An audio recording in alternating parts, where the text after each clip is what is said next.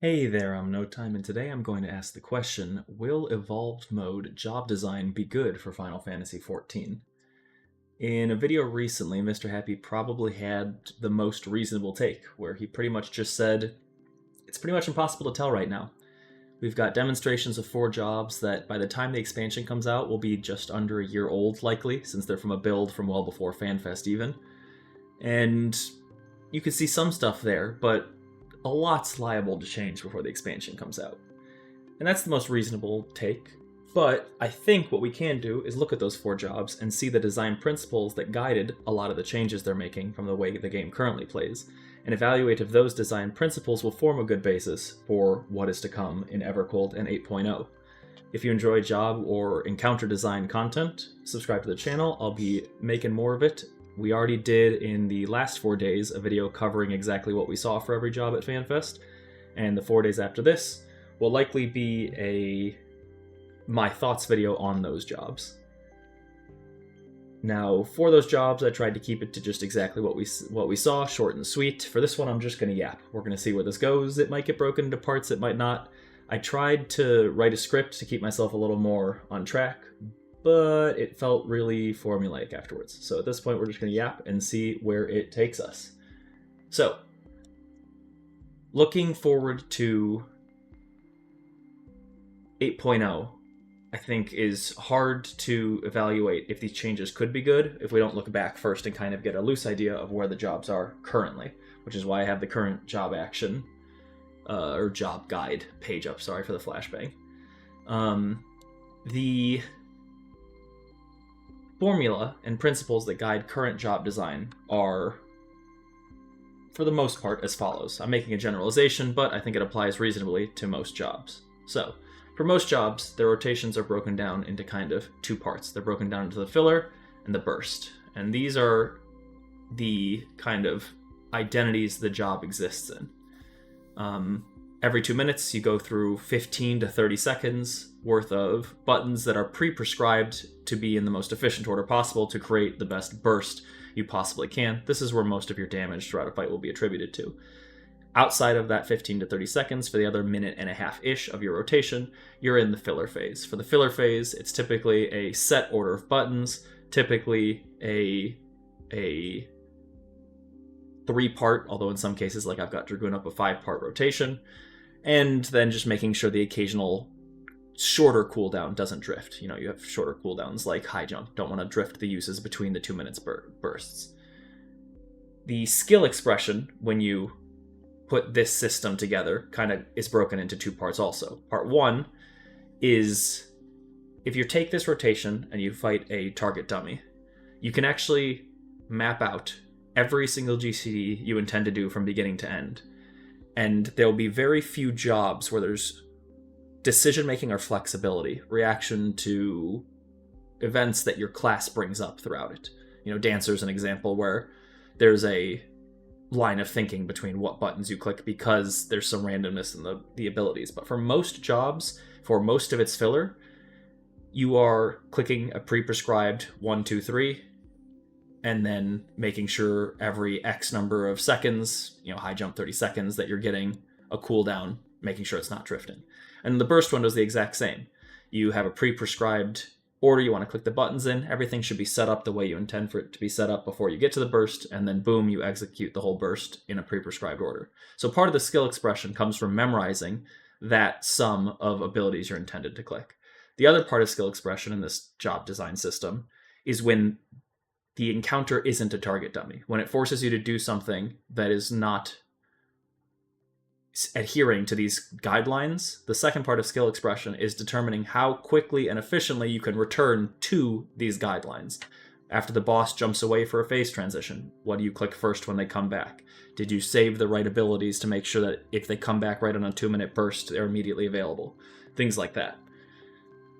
The issue, and Yoshi P kind of went over this a bit on stage, is that this adherence to this system means that encounter design, in order to not be problematically creating friction for the player, has to follow its own kind of pre-prescribed guidelines. If you put too intensive of a set of encounter mechanics, or you have downtime when major cooldowns are being used, then you create this friction that the player is typically averse to.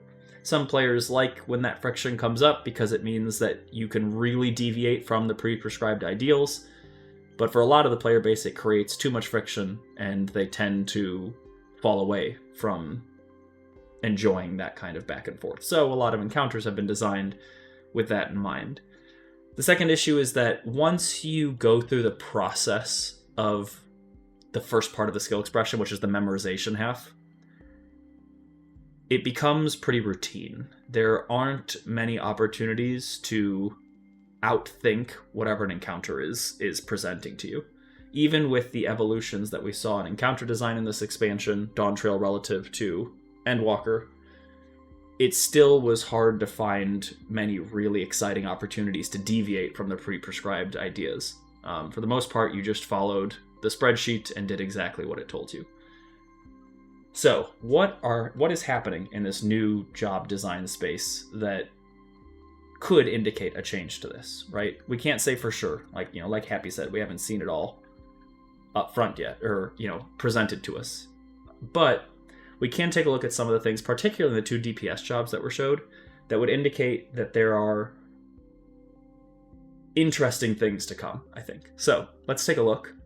I've got here the evolved mode clip from Dragoon from FanFest, and I'm going to start by just taking a quick clip of this so we can refer to it in our trusty Paint program later if we have to.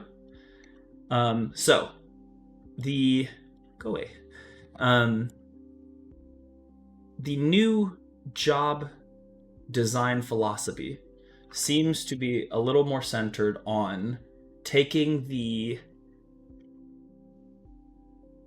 pre-prescribed part of the rotation and giving you options by not having the entire rotation filled. So what I mean by that is if you look at the job gauge plus I'll take a quick snip also of the job gauge so we can refer to that in Paint also. So if you take a look at the gauge and bars here, you have high jump, which is a 20-second cooldown, the gauge, which is a 10-second cooldown, and then you have a filler button, the gauge, which is these 3 buttons up here, and then a secondary gauge, which relates to how often you're clicking high jump. If you were to spend a Dragon's Bane gauge pip every 10 seconds that it comes off cooldown, and spend a high jump every 20 seconds that it comes off cooldown, and make sure that when Blood of the Dragon fills, you're not wasting any uses of high jump and you're immediately using your Stardiver rotation and your Sky High rotation. And you make sure that none of your resources ever drift. Only about 70-ish% of your rotational GCDs are accounted for. You have 30% of your rotational GCDs that will be filled by this filler button. Why is that important? That means that you can go from the filler button. Let me clear some of the writing here. That means you can go from the filler button to your spending rotation. And then you can go back to the filler button. And then you could go into your Stardiver rotation. But you don't have to. You could also, if the encounter calls for it. For example, let's say you're doing one of the recent Savage encounters that incorporated ads for the first time in a while. Let's say you know that this part of your rotation has some pretty serious AoE burst in it. You save this button, you don't click it immediately, and instead of going to it, you loop and do a couple more hits of your filler rotation. Or maybe you loop and you get a chance to do a side positional. See how many times I've said or and maybe and you can, and you're thinking ahead, oh, ads are spawning, I want to save my AoE damage. Oh, it's going to be hard to get positionals and 4 GCDs, so I'm going to save 2 charges of high jump instead of just using it just to get to Blood of the Dragon faster, right? All these if, ands, ors, or buts are allowed because there's freedom within the design space. Because 30% of your rotation is filled by this filler button, you're allowed to move from this to other buttons when the appropriate situations arise. You won't be stuck. It's like, no, okay, I've got 3 charges of Dragon's Bane, I have to click these 3 positionals in a row now. No, you don't. It doesn't seem that way. It looks like you'll be able to use one of them, prevent the overcap quickly, right? Don't ever let yourself overcap on resources, but immediately turn around and go back to your filler rotation afterwards.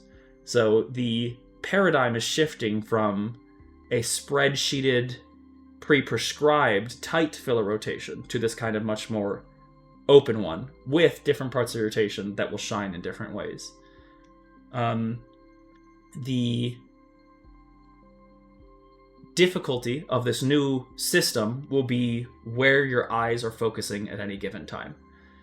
If you take a look at this, kind of job HUD as a whole, your mix of your abilities plus your gauge, you're going to need to have a side eye on your gauge. This Dragon's gauge, you're never going to want to let this cap. With respect to this gauge, you're also going to have to keep an eye on what portion of the 1, 2, 3 progression you're on, right? Parts 1 and 2 can be done in either order. You can go left side or right side, and then the other one afterwards. But, oh, what have I done? I brought it back, yay.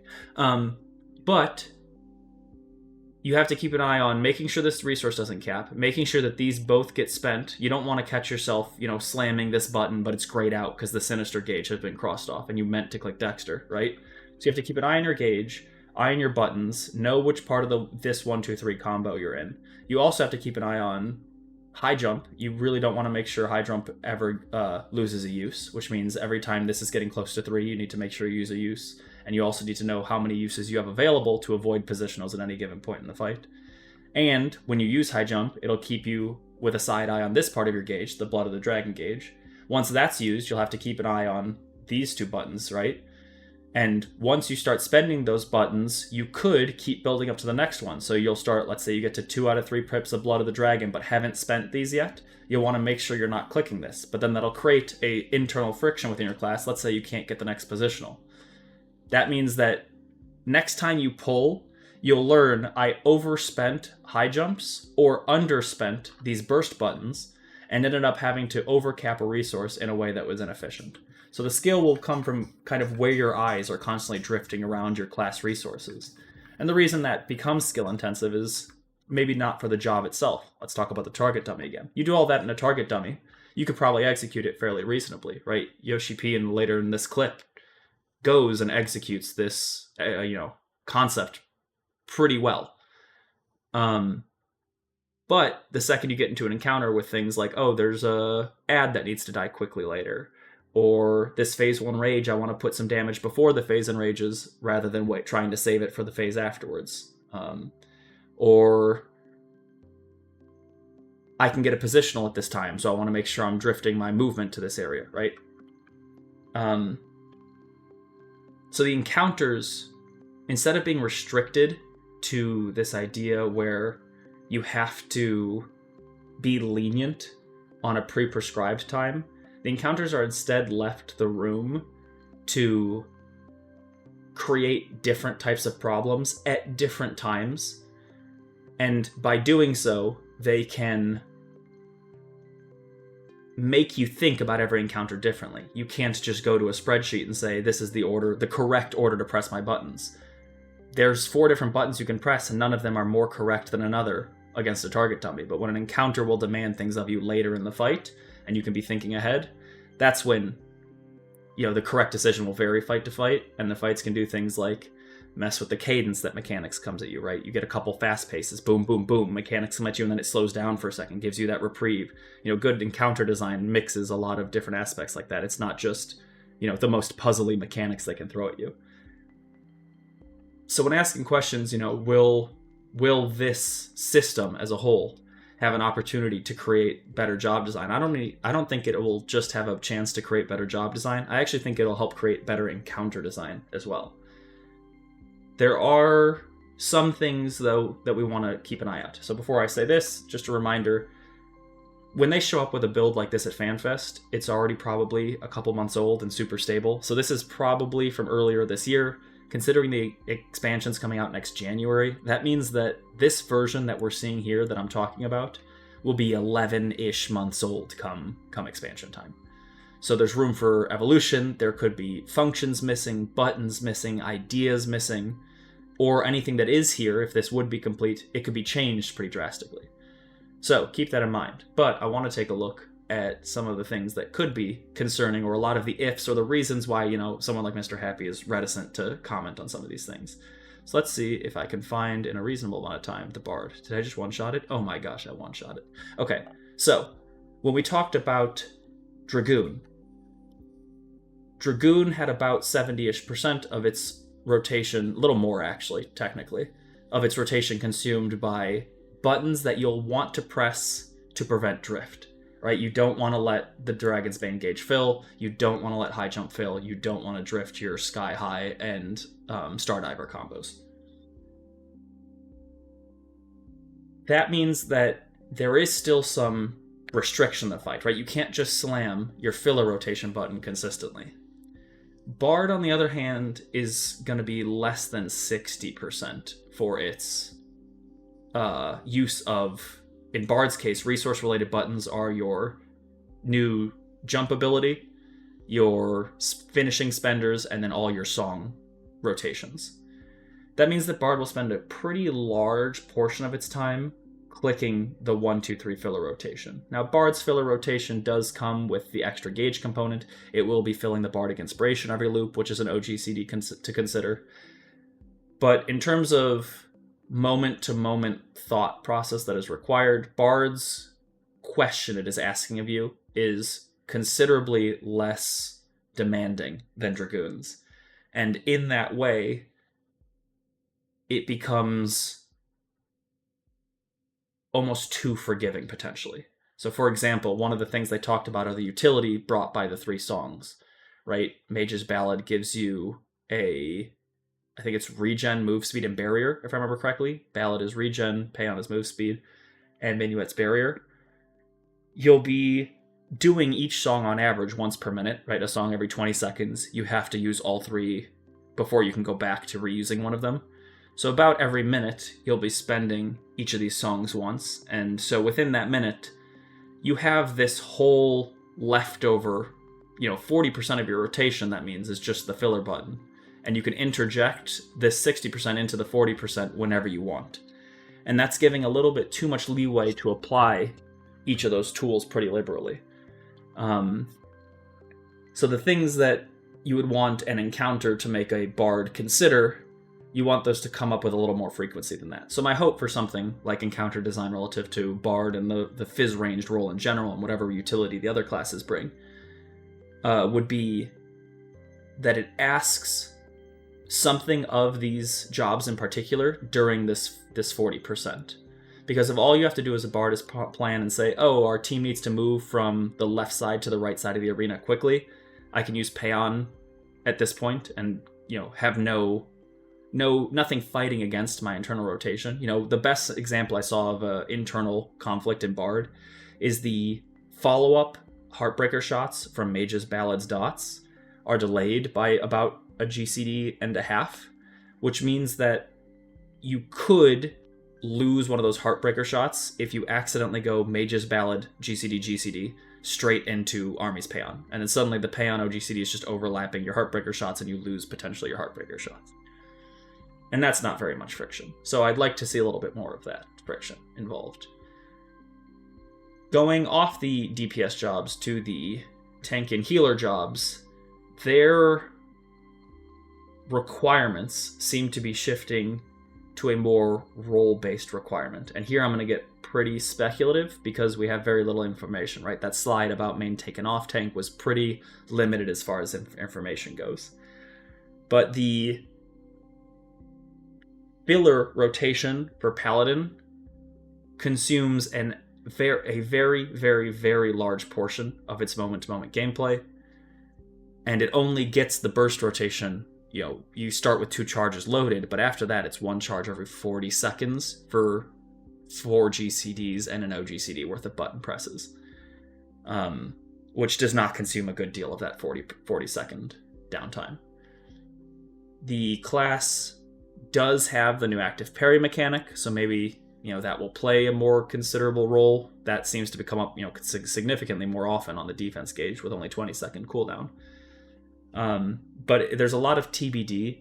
The Paladin job, as shown in this demonstration, felt like its scope was fairly limited, and there's just so much unknown that it's hard to make a definitive statement either about Paladin or tanking, even with respect to encounter design. White Mage is a little bit cleaner in that sense, in the sense that Dragoon, I think White Mage was after Dragoon, right? Yes, it was. Okay. White Mage is a little cleaner in that sense. As encounter design has evolved in Dawntrail, the demand on healers hasn't changed drastically. There has been an improvement from Endwalker, but not a dramatic one. You see a lot more things like raid wides leaving a lingering bleed so that you can't just let the auto health regen repair people between raid wides and do next to nothing besides maybe allocate a single off global, healing button. But it still hasn't demanded much of the healers. The new implementation of healers seems to be limiting how much its DPS rotation is intended to be part of its encounter design for a couple reasons. I'm saying this. First, the mana cost. Its mana cost going down means that it's going from barely mana neutral with no mana regen stat to being pretty mana positive, actually. And the second thing is the removal of even the dot portion of the rotation and limiting it just to your filler GCD plus the healing GCD damage neutral button would mean that if a healer is not asked by the encounter to make use of all of their buttons, then the healing role will feel particularly empty in terms of its executional requirements relative to something like Dragoon or even Bard with all its freedom that we saw earlier. So I think that with the emphasis Yoshi P put on... Oh, sorry for the flashbang there. I think with the emphasis Yoshi P put when he was describing this portion of the panel on the GCD heals having cast times that are relevant would imply to me that the healing portion in the encounter side should be getting actually, hopefully, more interesting. And if it's not, that's the kind of thing where we want to give good feedback, because if we don't, then healers could go yet another expansion with next to zero evolution and identity. And, this evolved mode does a little bit to change how White Mage plays, but not significantly. And so the encounter design is where this type of system could really shine. If you're asked to medica consistently, and that drains a good portion of your mana. If you're asked to do single target healing and the multiple charges of Aquaveil and Tetragrammaton actually matter. If you're asked to allocate, this GCD worth of resource healing on the Lily gauge consistently, then that could really matter. And if you're spending a bunch of time looking at the party list, that's the same as the Dragoon spending a bunch of time looking at their class gauges, right? That's what creates difficulty in the encounter, because when you take your eyes off that boss and whatever they're doing, you're looking at that party list, that's where you create really interesting and meaningful difficulty for the healers. So yeah, this has been different from the other videos, a long yap. I appreciate everyone's time. Thank you so much for listening. Like I said, over the next 4 days, I will be doing a more individual breakdown on my thoughts on the jobs. So, before I just talked about what the buttons do. Again, check those videos, they're already out. But over the next 4 days, I'll be talking about each job and what I think more specifically it can do and what encounter design can do to make the job really shine. Thank you so much for your time. Thank you for listening. And I will see everyone later. Bye-bye.